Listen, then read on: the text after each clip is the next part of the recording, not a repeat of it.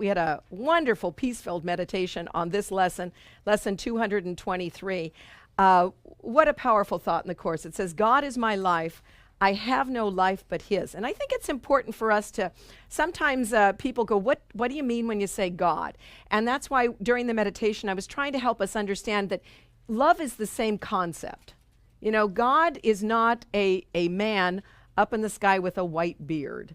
You know, that's not what we're talking about here. We're talking about an energy, a force. And the best, I think, the equivalent we can understand, because words are poor symbols of truth, is love.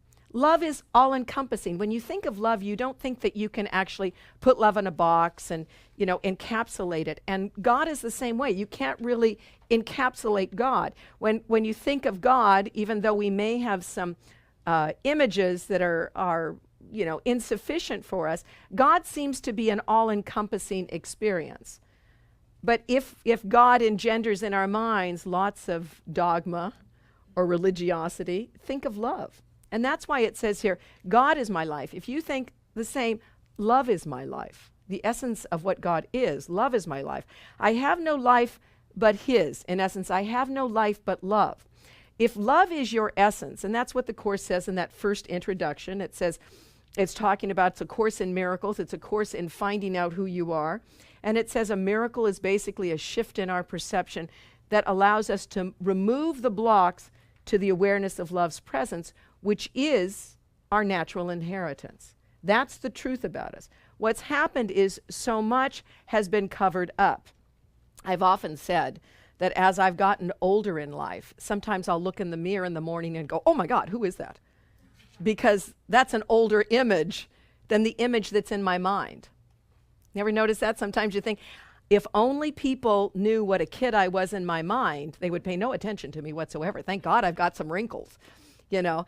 But I think that we are more, the image of what we have is nothing like what we really are. We kind of know that about ourselves. Even when we're kind of snotty or we haven't had a good day or haven't been the nicest person, we kind of know, I'm just tired, right? That's not who I really am.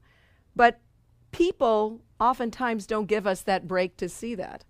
You know, they see what we've done. They see the actions we've made, and they look at you and go, you're old enough to know better, right? When you're a kid, when you know, you got a 2-year-old and they get all crazy and whiny, and you know what? What do you know about a 2-year-old when they start spazzing out and unlike themselves? They're tired. Absolutely. But when you get tired and you start spazzing out, people have no tolerance for you, you know? And the point I'm trying to make here is there's a truth about you that you know. And that truth about you is the same that you need to give to others so they can know that truth. You are love like itself. That's what the Course says. Love is your natural inheritance. When you cover it up by your anger or judgment or grievances or the things you carry from the past into the future, you don't know who you are, and others do not know you either. But it doesn't matter how much you may cover up the truth is true. You may cover up love, which is your essence, a lot, but the truth still is true. You cannot cover it up. We've said this before. If it's a day out, if it's outside and it's a beautiful day and all of a sudden the dark clouds come in front of the sun and it gets dark outside, is the sun gone? No, still there, right? You just got covered up by some clouds. And that's the same for us. Now you go, okay, I get that, because I know that, because I'm inside me. I know what I really am and who I really am, and sometimes that covers it up. But how about other people now? Now let's take it the next step out there. Do we have that same tolerance for others that we're giving ourselves? You know, do we, or how about people in other countries and their acts of savagery we may see? Same thing for them. Now, I'm not saying we condone the actions that seem to cover this up, but we can begin to understand that that's not who they are, right? We come back to this lesson. God is my life, love is my life, love is their life as well. We have no life but his, but love. They have no life but love as well. That is the truth. So it goes in and then it explains it. And these workbook lessons towards the latter part of the workbook, which there's a course workbook which has 365 lessons, and those lessons towards the end of the workbook, the latter 200 or so, are give you a little thought and then a prayer. The thought is usually unitalicized and the little prayer is italicized. Sometimes it's flipped over, but if you ever see the italic part in those lessons, that's the prayer, and the other is kind of an explanation of the lesson. And it says, I was mistaken when I thought that I lived apart from God.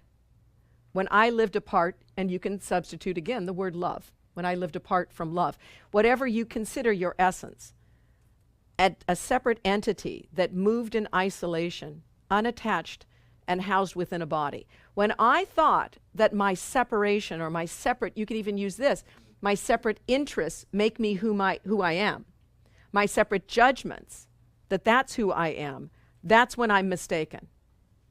That's when I'm mistaken. And it says, now I know my life really is God's. My life really is the focus of love. I have no other home than that.